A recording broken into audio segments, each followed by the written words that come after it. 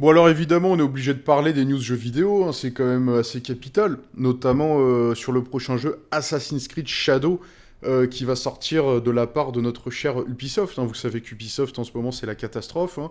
Ubisoft en termes de vente c'est une explosion, ils enchaînent les scandales. La faute à quoi alors? Il y a plusieurs, bien sûr il y a plusieurs sources qui sont citées par plein de gens. À titre personnel je pense très sincèrement que leur chute est due à un confort qu'ils ont mis en place depuis 15 ans dans le gameplay et dans leur jeu, c'est-à-dire que maintenant leurs jeux ne prennent quasiment plus aucun risque.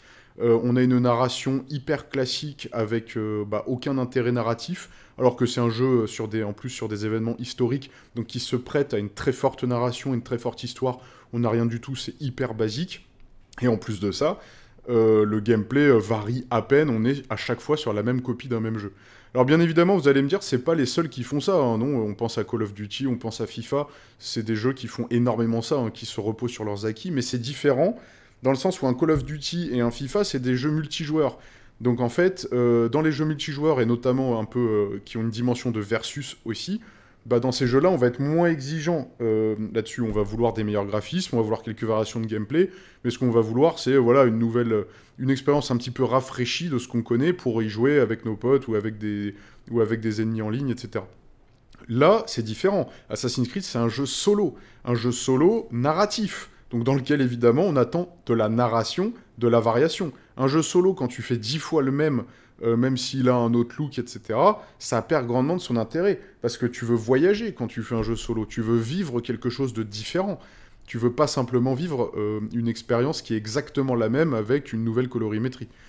Voilà. Mais donc, pour que ce soit évidemment un petit peu aguicheur, on va regarder un petit peu ce qui fait polémique à ce niveau-là. Mais d'abord, on connaît la maison, intro. Messieurs, dames, vous trouverez ici des actualités singulières tous les jours. Mettez un pouce bleu, abonnez-vous à la chaîne et activez la cloche pour ne louper aucune expertise quotidienne. Je compte sur vous, c'est très important. Bon alors, sur cet Assassin's Creed Shadow, voilà, donc les premières polémiques commencent à faire sur... Enfin, les premières. C'est pas comme si ça débutait. On va regarder un petit extrait comparatif qu'a mis un utilisateur.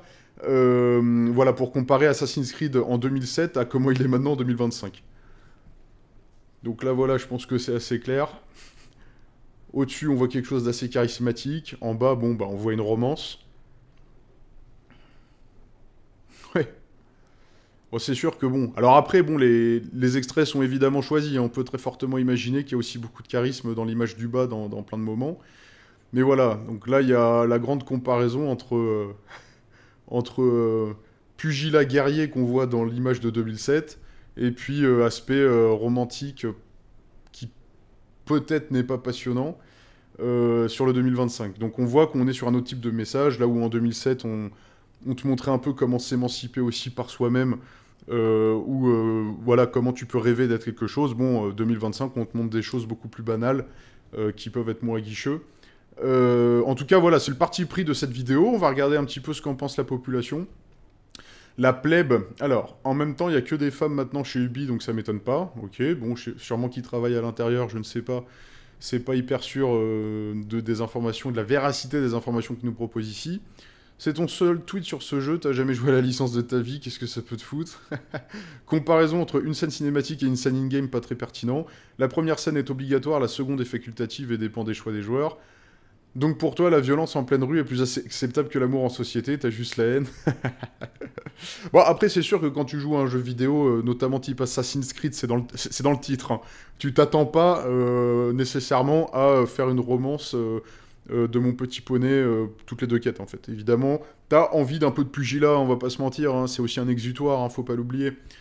Mais voilà, non, mais évidemment que là, c'est deux scènes très bien, complètement choisies pour faire polémique.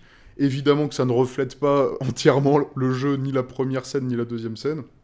Mais effectivement, c'est ce qui alimente beaucoup la polémique autour de Ubisoft, qui est que ce sont des jeux maintenant qui sont devenus hyper lisses, et que donc, en voyant ça, on peut s'attendre à ce que l'histoire ne décolle pas beaucoup, parce qu'ils vont vouloir heurter absolument personne, et qu'évidemment, pour faire une histoire un petit peu pertinente, bah, il faut des sujets parfois qui peuvent être un petit peu choquants, qui peuvent être un petit peu interpellants, il faut qu'une émotion se dégage un petit peu percutante chez l'utilisateur, et que, bah, en général, chez les jeux d'Ubisoft, on va pas trop là-dedans, on n'ose pas effleurer la sensibilité de qui que ce soit, mais du coup, on ne vit plus rien, on ne vit qu'une histoire fade et sans intérêt, surtout dans un jeu qui se prêterait à une très forte narration, comme ils le font avec leurs jeux historiques.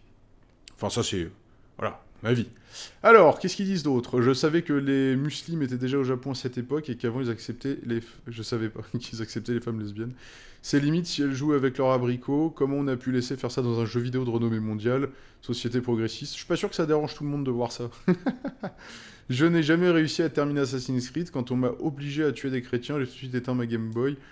Une honte à nos traditions de la part de Ubisoft. Oui, mais enfin, ça pareil, hein, le début de Assassin's Creed, ça se passe forcément avec l'histoire associée aux Templiers, etc. Donc nécessairement, ça pareil, il faut aussi accepter de voir ce qui s'est passé dans les deux points de vue. Alors je sais pas à quel point les deux points de vue étaient exprimés, mais voilà, il est toujours important d'avoir les deux points de vue. Un jeu qui le fait très bien sur l'exploration des points de vue, c'est The Last of Us 2. Hein, pour ceux qui ne l'ont pas fait, c'est un jeu absolument à faire, hein, The Last of Us 2. Très important de faire le 1 en premier. Dans The Last of Us 2, vous avez le point de vue de l'héroïne, mais vous avez aussi le point de vue de, on va dire, ses ennemis. Et c'est très intéressant, du coup, de remettre carte sur table et de ne pas avoir un seul point de vue complètement binarisé et de n'avoir, du coup, que l'émotion associée au personnage qu'on suit. C'est très intéressant de mettre à plat et de toujours confronter les points de vue. Enfin voilà, c'est la news Ubisoft. Qu'est-ce que vous en pensez? Est-ce que vous pensez que Ubisoft va finir par complètement craquer finalement? Ou pas? Je vous laisse me le dire en commentaire et je vous dis à la prochaine. Salut!